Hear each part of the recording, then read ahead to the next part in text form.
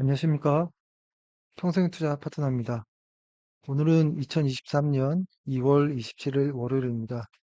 현재 시간은 7시 55분입니다. 방송 시작하겠습니다. 오늘 코스피가 0.87% 하락했는데요. 어, 지금 다시 PBR이 0.91배, 오늘 아마 많이 빠졌으니까 0.9배 혹은 뭐 0.9배, 0.9배 정도 될 것 같긴 한데요. 어, 그렇게 겁먹을 시장은 아니다. 이렇게 생각하고요.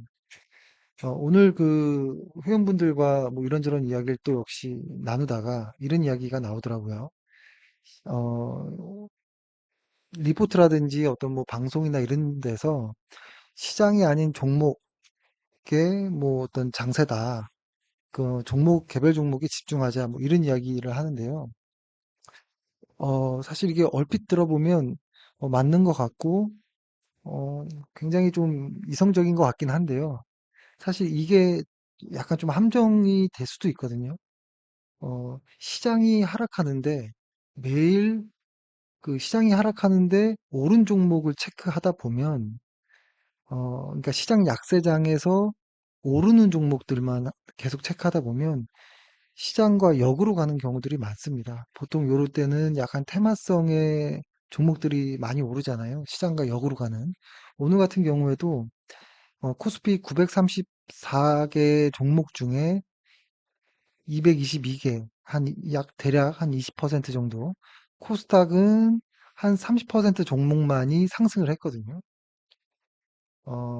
이게 반대로 됐을 때, 예를 들어서 코스피가 오른 종목, 그러니까 떨어지는 종목이 한 20%고 나머지 80%가 오르고, 코스닥이 거꾸로 30% 종목이 떨어지고 70% 종목이 오르는 그런 장세였을 때 내 종목을 확인하는 게 조금 더 논리적입니다. 그러니까 내 시장과 같이 가는데 시장은 잘 가는데 내 종목만 안 간다면 그건 분명히 문제가 있을 수 있습니다.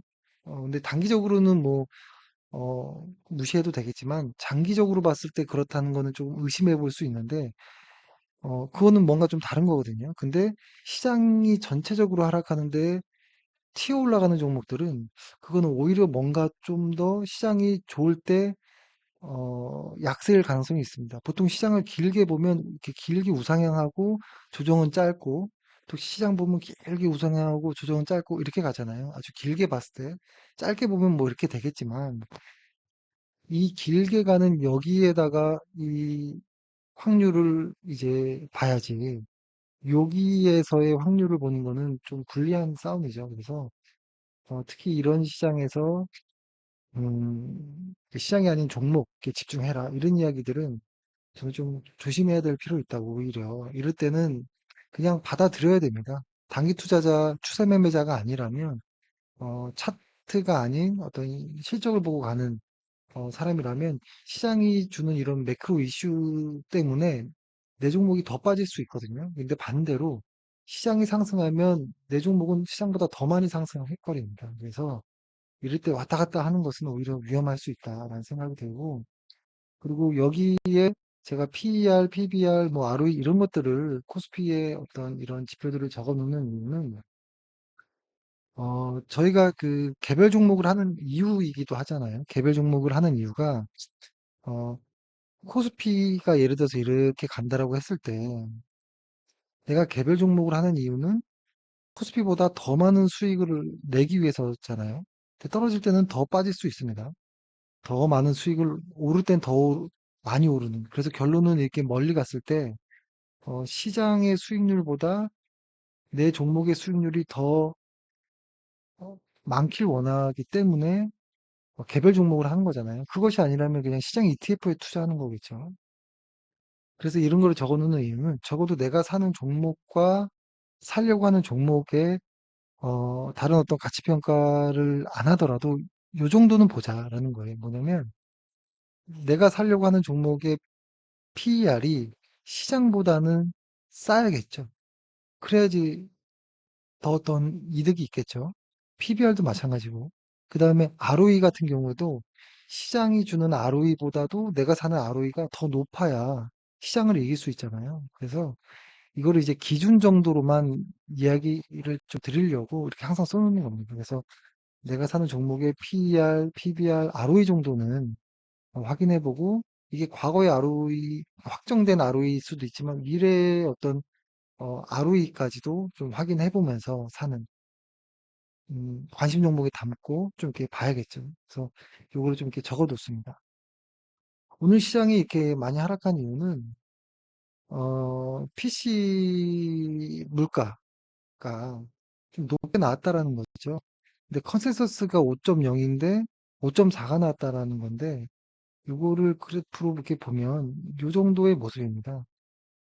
한 5.0 정도로 이렇게 낮을 거라고 봤는데 이렇게 좀 높게 올라간 거죠, 여기가. 요거 때문에 시장에서는 좀 발작 버튼이 눌러진 것 같아요.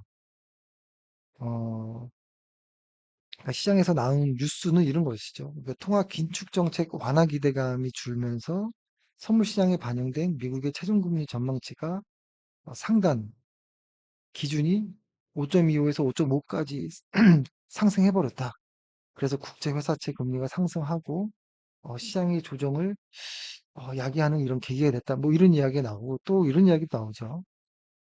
그동안은 어, 지금 시장 금리가 그래도 이렇게 오르면서 좀 덜 오르면서 조금 둔화되다가 나중에는 떨어지겠지 이런 생각을 하고 있었는데 그래서 지금은 요 요거에 집중했다는 거죠. 높은 금리가 좀 유지될 것이다. 예, 좀 집중했다면 조금 더 높아질 수 있다라는 것에 시장이 좀 집중하면서 채권 시장이 좀 움직였다. 주시장은 하락하고.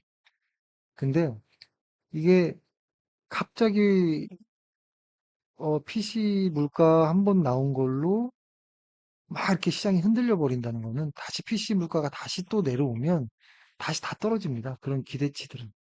그래서 이런 한 번 정도의 모습을 보고 시장이 갑자기 바뀌거나 뭐 세상이 달라지거나 이러진 않습니다.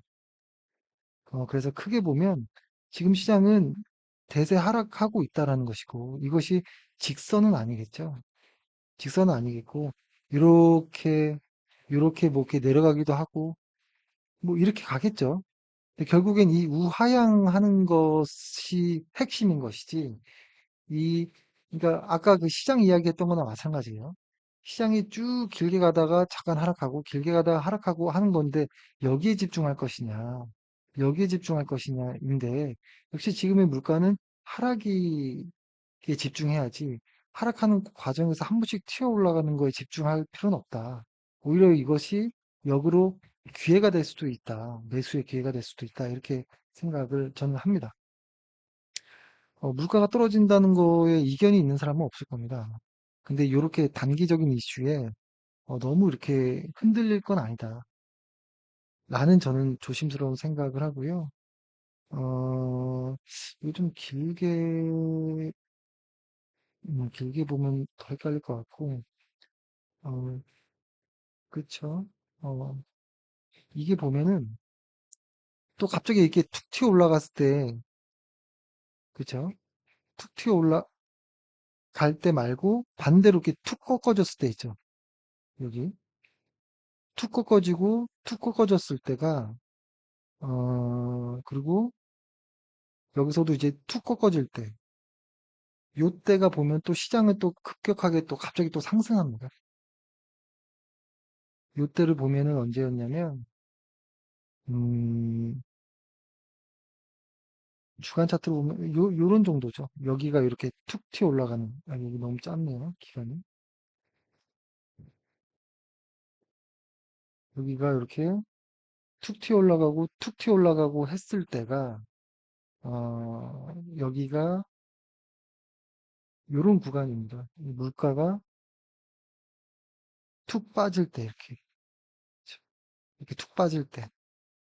요럴 때가 또 시장은 또 달라지거든요. 그러니까 지금 또 이렇게 올랐다는 것은 또 빠지면 또 올라가면서 많은 뉴스들이 또 반대 이야기를 또 할 겁니다. 그래서 저는 이런 쪽 이야기에 너무 이렇게 신경 많이 안 쓰셨으면 하는 생각이 좀 들고요.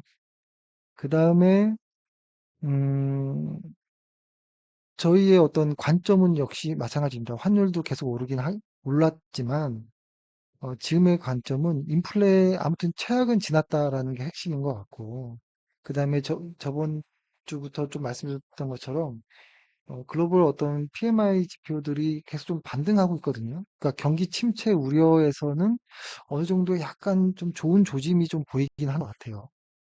그리고 장기적인 관점에서 그래서 역시 비중 확대가 아직은 맞는 것 같고요. 다만 단기적인 관점에서는 개파락이 있었다라는 것인데요. 이거를 어, 그대로 한번 놓고 보면은 일간 차트로 보면 이게 개파락으로 푹 빠지면서 전에 있었던 그 중요한 갭자리를 메꿔버렸습니다. 이제 메꿔버렸기 때문에 메꿔서 반등이 나올지 메꾼 상태에서 그러니까 여기가 이제 저항이라고 봤을 때 주가가 두 가지가 있겠죠.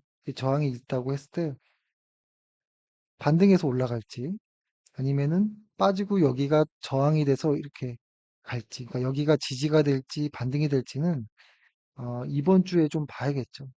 요 라인에서 주가가 더 빠지고 이렇게 갔다가 나중에 좀 고생하고 다시 올라올지 아니면 갭을 채웠으니까 그냥 여기서 이렇게 갈지는 좀 지켜봐야겠죠. 좀 지켜봐야겠죠. 그래서 저희가 요거 보조지표에 요거를 하나 좀 이렇게 체크를 해놨는데요. 요 선 있잖아요. 요 선. 요 검정선이 요렇게 해서 이렇게 올라갈 때, 요 작은 선이 이렇게 과열권에 한번 이렇게 탁 들어가는 그 순간 있잖아요. 그 순간의 시장의 어떤 전환점이 될 가능성이 높습니다. 요 차트는 여기 제휴 전문가에 들어가서 아마 회원분들 대부분 아시지만 아직 헷갈려 하시는 분이 있는데 여기 보면은 차트 설정받기라고 있거든요. 이거 누르시면 이렇게 나옵니다. 그래서 그거를 보면서 여기를 이렇게 한번 확인해 보시는 게 한번 보시면 좋을 것 같고요. 그리고 주간 차트로 좀 보면 다행히도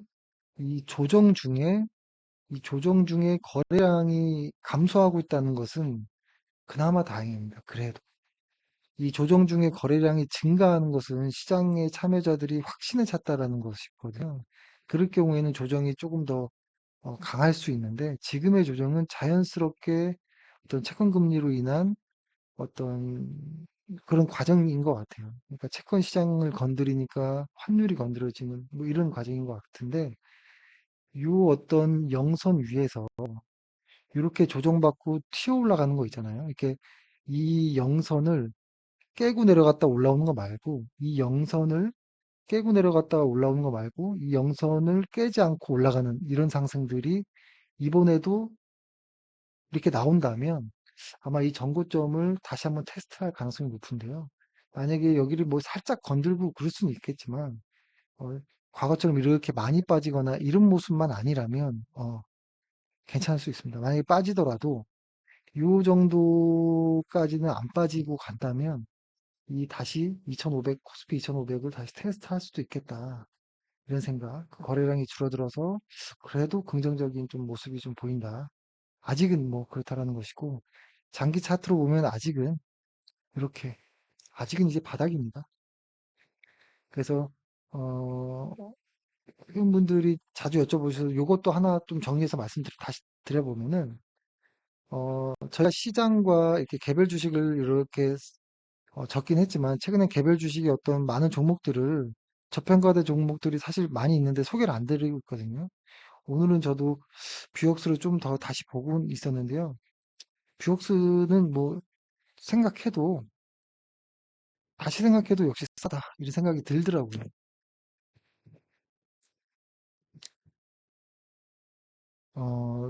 그래서 저희도 어차피 2차 매수까지는 한 상태라서 지금 조정이 어느 정도 마무리될지는 봐야겠지만 마무리된다면 한 번 정도는 더 사고 싶은 뭐 이런 종목이기도 합니다. 요거 제가 말씀드린 이유는 저희가 시장의 절반 정도를 어, 매수하고 요 시장이라는 건 지금은 요거를 매수한다는 거겠죠. 여기에다가 주로 많이 매수를 하고 시장이 나중에 꺾이면은 반대로 달러라든지 어떤 뭐 채권의 비중을 좀 늘릴 수 있겠죠. 근데 지금은 시장이 우상향할 거라고 보기 때문에 이쪽에 베팅을 하는 것이고, 시장이 우상향을 지나서 꺾여질 때는 이쪽에다가 다시 시장의 한 50% 정도 대략 이렇게 베팅을 할 생각이고, 주식은 요 정도 한 25%에서 한 30% 정도로 하고 나머지는 현금인데요. 요거를 이제 할 때 장기 투자냐 단기 투자냐를 좀 결정해 주셨으면 좋겠는데요. 저는 장기 투자를 하셨으면 좋겠고, 장기 투자를 할 때 첫 번째는 여기 아까 그 글에 썼던 것처럼 첫 번째는 가치 평가를 해야 됩니다. 가치 평가를 해서 어, 저평가되어 있거나 그렇게 저평가가 되어 있지는 않더라도 실적의 가시성이 좋은 회사를 골라서 그런 회사들이 그런 회사들의 어떤 볼린저 밴드 상의 위치, 어떤 이런 보조 지표들의 어떤 위치를 좀 보면서 같이 좀 이렇게 참고해서 하는 게 좋겠다라는 생각이 들고요. 이 보조 지표에서는 이 사실 중심선이 가장 핵심이고요. 이 중심선을 4등분으로 이렇게 나눕니다. 이렇게 나눠서 이렇게 짜냅니다. 짜내서 요 구간이 있고, 요 구간이 있고, 요 구간이 있고, 요 구간이 딱 이렇게 있는데요. 저는 그렇게 분류한다는 거죠. 내가 사는 종목이 요 구간에 있다. 1번. 1번 구간에 있으면은 저는 그냥 상승이라는 단어를 쓰고요. 아, 상승하고 있다. 2번에 있다면 상승 중에 조정이 을 보이고 있구나라는 생각을 하고 3번이라면은 이 중심선을 밑으로 깬 3번은 하락 국면이다라고 이야기하고 이 4번은 하락 국면 중에 반등이다라는 저는 표현을 이렇게 합니다. 저는 그냥 제 개별 종목을 이든 시장을 볼 때 그렇게 표현하는데요. 그런 관점에서 보는 거죠. 그래서 내가 사는 종목들이 좋다면 적어도 싸지는 국면 3번과 4번일 때 사면 너무 좋죠. 그리고 1번 국면에서는 어떤 단기 트레이딩을 할 때가 가장 좋겠죠. 1번 혹은 4번일 때는. 그러니까 어, 장기 투자의 관점일 때는 정말 저평가되고 좋은 회사라면 싸지는 3번과 4번 국면에서 사는 게 좋을 것 같고 단기 투자 그냥 추세 매매일 때는 단기 투자일 때는 4번 국면 혹은 1번 국면에서 매수하는 게 좋겠죠. 그렇죠. 그래서 이렇게 좀 나눠서 보고 장기 투자자일 경우에는 월간 차트를 기준으로 보고 단기 투자할 때는 이 일간 차트에서 100일과 20일선의 어떤 정배열 이후의 어떤 종목들을 혹은 적어도 100일 이상에 있는 종목들을 좀 보는 것이 어떨까. 그리고 이 주간 차트는 거래량과 어떤 좀 큰 흐름을 좀 요 사이에 월간과 일간의 중간 정도의 개념에서 좀 보려고 하는 겁니다. 그래서 이렇게 표시를 해놨고요. 그리고 뭐 매도일 경우에는 장기 투자자일 경우에 매도는 차트상에서 이렇게 꺾여져 내려오는 구간도 될 수 있고 혹은 실적이 꺾여졌을 때도 매도도 좋다고 보고요. 그 다음에 어, 그 단기 투자자일 경우에는 21선을 깰 때 비중을 조금씩 줄이고 다시 돌파하면 비중을 늘릴 수 있고요. 100일을 깨면 아예 다 현금화하는 것도 괜찮다라는 생각을 좀 하고 있습니다. 예. 이렇게 해서 회원분들이 이제 반복해서 올려주시는 질문을 좀 말씀드립니다. 뭐 그렇네요. 뭐 점점점 저는 그 주식을 좀 심플하게 했으면 하는 생각이 있습니다. 계속 복잡하게 할수록 오히려 더 어려워지는 것 같더라고요. 아무튼 그렇고요. 그래서 이번 주까지도 좀 고생을 하면서 시장을 좀 이렇게 좀 더 관찰해야 될 것 같고요. 특히 시장이 아닌 종목이다. 이렇게 해서 막 오늘 오른 종목들만 막 이렇게 뉴스 나오는 것들에는 오히려 좀 조심하셨으면 좋겠습니다. 예, 그리고 주간 차트상 코스피 거래량을 좀 보면서 느는지 주는지를 확인하셨으면 좋겠습니다. 예, 오늘 하루 고생하셨습니다. 감사합니다.